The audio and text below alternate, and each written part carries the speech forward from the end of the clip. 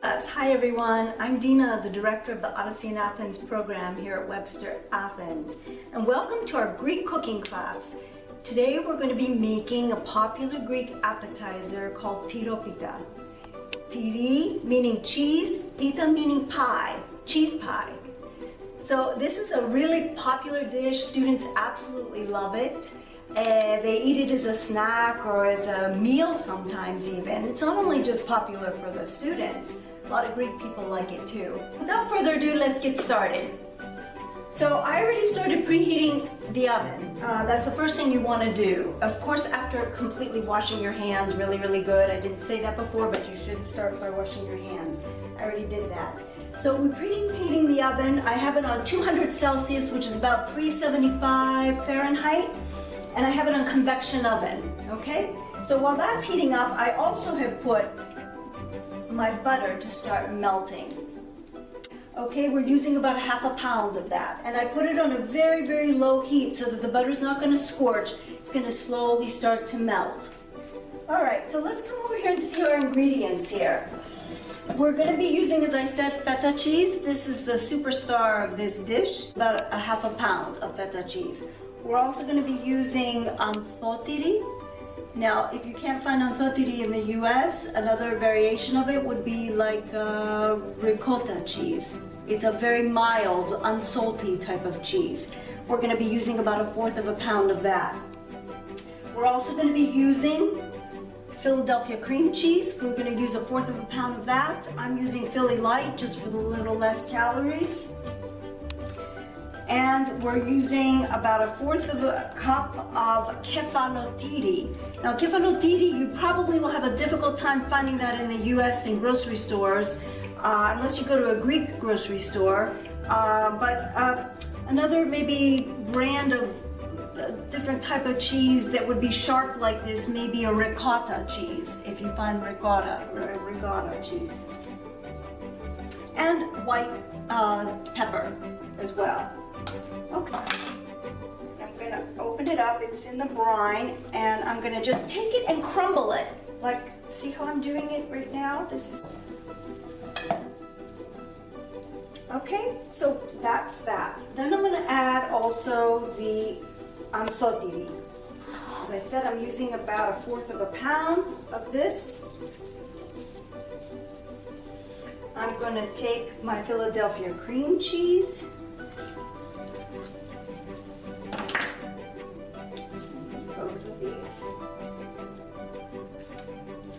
And kefalotiri, about 1/4 of a cup. You can add a little bit more if you like a little bit of the sharper flavor. I'm gonna add just a tad bit more because I kind of like the sharper flavor of it.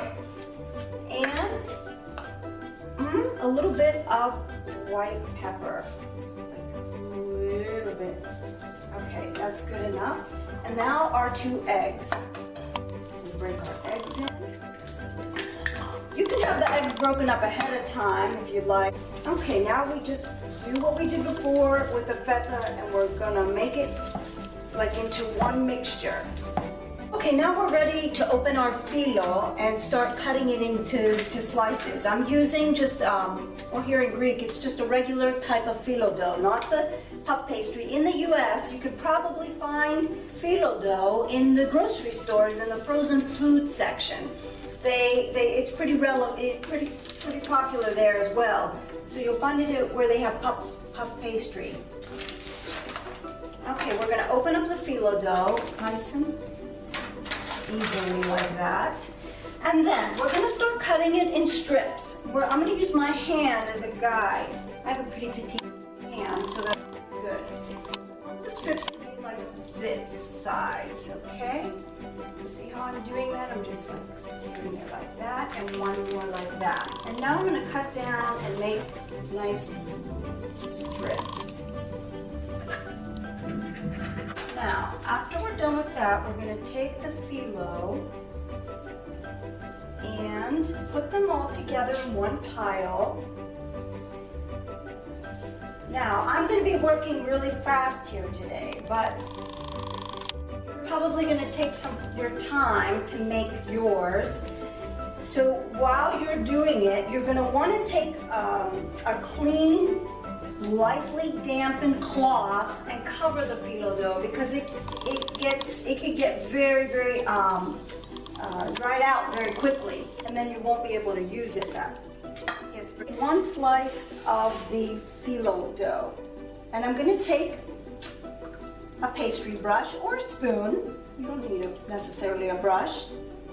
Okay, and I'm going to just drizzle a little bit of the butter on the first layer. Then I'm going to take a next layer, put it on top. Again, I'm going to just drizzle a little bit of butter. You don't want to overly do it with the butter. Some people like really go to town on the butter there. You don't need that much. Now, I'm going to take about a teaspoon. I'm going to take about a teaspoon of the cheese. Good, see that amount there?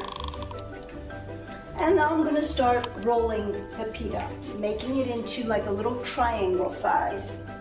If you ever made paper footballs in school, that's kind of what this is like. So I start by turning it first to the one side, making a triangle. Then I'm going to turn it up, and it's going to look like that.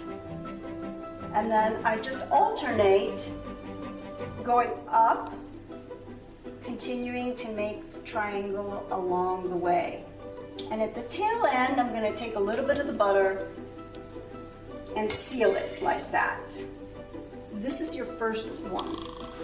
Okay, let's do another one. This is so much fun to make. If you have kids at home, I think that they would probably enjoy making it too.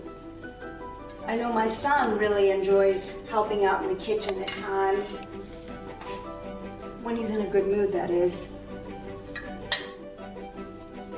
Okay, again, we roll it over to make a triangle first. We go up, over, and continue to make triangles as we're going up the phyllo dough.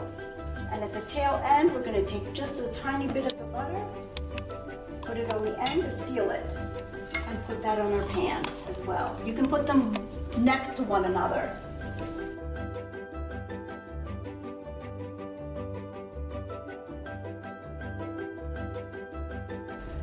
Okay, now we finished baking all of them, and we're going to butter them on top with a nice melted butter that we have. Now I put a little bit of wax paper on the bottom of the pan here, just to make it easier to take them off and a little less cleanup time. And so just give them a nice, generous amount of butter on top so that they can get a golden brown color. That's what you want. Okay, very good. So now we're ready to put them in our preheated oven. We're going to put them in, as I said, 375 Fahrenheit. Check them in about 15 minutes. I would check them, okay? Everybody's oven is different. So I'm going to put a timer on for about 15 minutes. Okay, we're back now. They're ready to come out. I heard the buzzer go off, and look how beautiful they are. That's the color we want, a nice golden brown. Okay, let's turn off the oven. Now they're going to need to sit a while. They're too hot to be eating right away, but I'm going to take some off and put them on a plate so they cool down a little bit faster. Okay, now we're ready to taste it. Very good, very cheesy. Yamas. Καλή όρεξη, as we say here in Greece. Good appetite. So I hope you'll make this on your own. They're so much fun to make, and you'll impress all your family and friends. The recipe is very easy, and I'll put it now at the end of the video. Bye from Athens. Yasas.